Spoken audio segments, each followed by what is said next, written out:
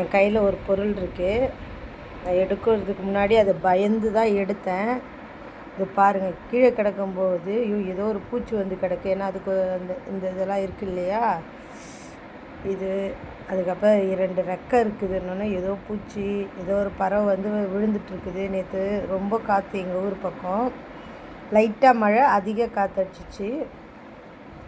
அப்புறம் நானும் எடுத்து பயப்படாமல் எடுத்து கிட்ட வச்சு பார்த்தா ஏதோ ஒரு சீடு போட்டிருக்கோம், விதை போட்டிருக்கிறதுலேருந்து அது முளைச்சி வந்திருக்கு. முளைச்சி நல்லா அழகாக வளர்ந்துருக்குது.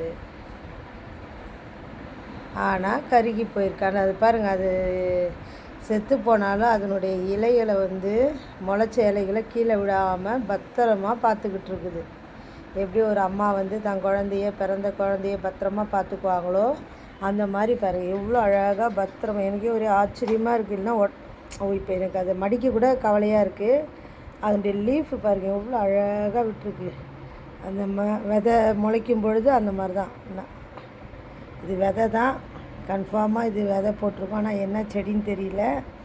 எவ்வளோ பத்திரமா பார்த்துருக்கு. தயவுசெய்து இந்த வெப்ப காலத்தில் நீங்களும் தண்ணி நிறைய குடிங்க.